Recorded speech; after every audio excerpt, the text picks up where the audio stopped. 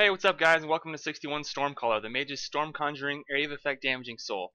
This soul has some incredible sustained area of effect damage, as well as some really awesome single target damage for those times when you're stuck in combat and you can't change builds.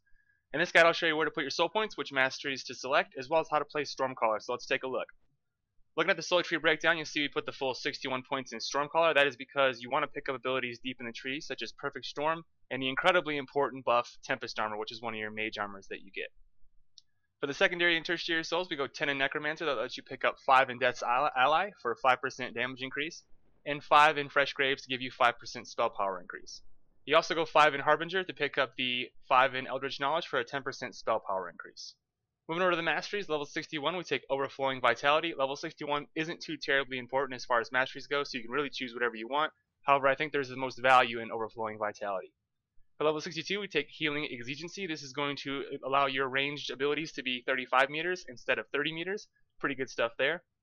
Level 63, we take Mental Cynosure. This is going to increase your mana regeneration by 10% and increase the amount of charge your abilities generate by 10%. This is a pretty big one, so make sure you select this one for 63. For level 64, we take Methodical Destruction. This is going to increase the damage done by 7%, but decrease the chance to critical hit by 4%.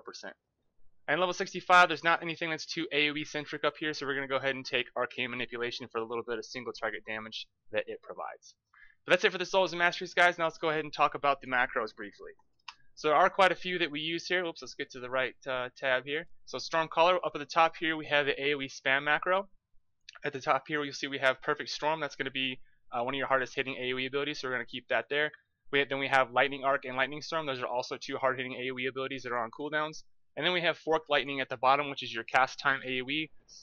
For multiple targets, typically you won't ever have to cast this if you do your rotation correctly, but it's there just in case. And then of course we have a cast itself Arcane Manipulation line here just to make sure that it's managed automatically for you. Moving on down, we have an Eye of the Storm and Hailstorm macro. For these two, the reason that I use these is simply just so I can have an GTAE modifier. If you're not familiar with what this does, normally this ability you have to plop it down. It'll give you like a little yellow circle that you have to plop it where you want it.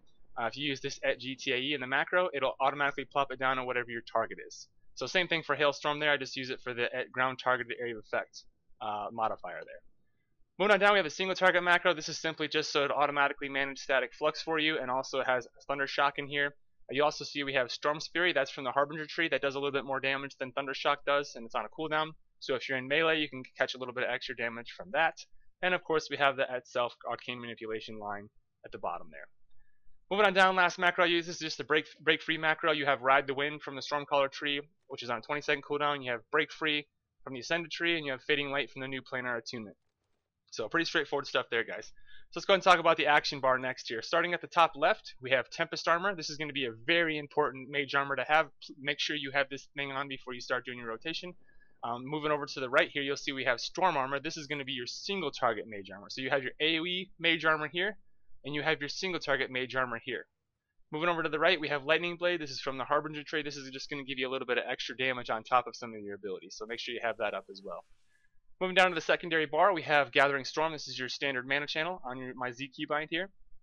On the X keybind, we have Thunder Shock. On the Q keybind, we have Storm Locust. This is going to be an extremely important ability because it increases your air and water damage by 20%. You can also preload this before a fight and it won't pull aggro, so it's really good stuff there. It doesn't cost you a global cooldown unless you're in the fight. On E key, we have Static Flux. This is going to give you a 10% damage increase to your air and water abilities as well. It's off global cooldown. It also has a 15-second cooldown and lasts 15 seconds, so you can have a pretty much 100% uptime on this guy. On the R key, we have Living Storm. This is a really unique ability because it's an AoE damage over time. So if you plop this on somebody, everybody that's around them will also take damage, so pretty important stuff.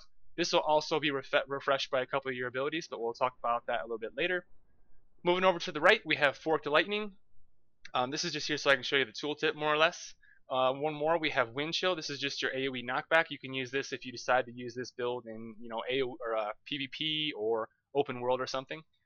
Moving on down to the main bar, we have the AoE Spam macro on 1, which has a bunch of your different AoE abilities in it.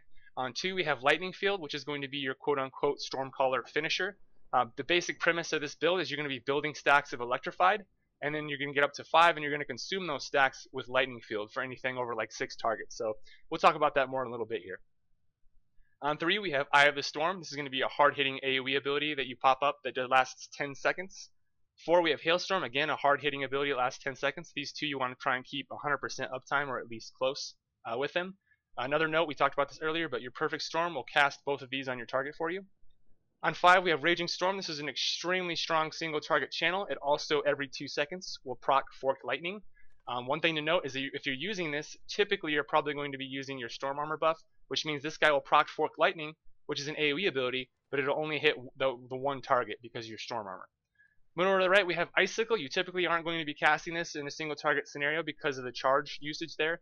When you're on a single target, a boss or whatever, the charge management is going to be a little more difficult. If you add Icicle in, it'll be really tough to keep a good uptime on these two things. So we'll talk about usage of this in the single target section. Moving over to 7 key, we have Lightning Storm. This is again going to be in your spam macro, but it's here as well just in case you don't want to cast your Perfect Storm. You can use these abilities from this location. Same thing with Lightning Arc. Now Lightning Arc is a very unique ability because how it works is it chains to other mobs that are in the same area. So the premise with this is, like we talked about it earlier, you're going to build up to 5 stacks of Electrified, and then you're going to consume them with Lightning Field. Well, if you're quick with it, you use Lightning Arc on 8 mobs, it'll build up to 5 stacks, you can consume those stacks, and then it'll continue to build 5 more stacks. You essentially get 2 free Lightning Fields with your Lightning Arc here. And we'll talk about how to do that later on. On the 9 key, we have Cyclone. This is your 8 enemy pull on a 2-minute cooldown. On the middle click, we have the single target macro. On the minus key, we have Icy Vortex. This is going to reduce the damage that you take by 25%. Also, when something hits you, it snares them for 20%. Pretty good stuff there.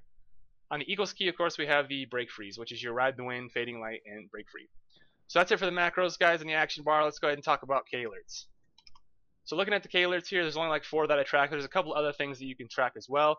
One thing you want to keep in mind is that up here at the top left, you also have the default UI trackers. This is for your stacks of Electrified, which is also this guy right here. I like to make it a little bit bigger and down here so I can keep an eye on it better.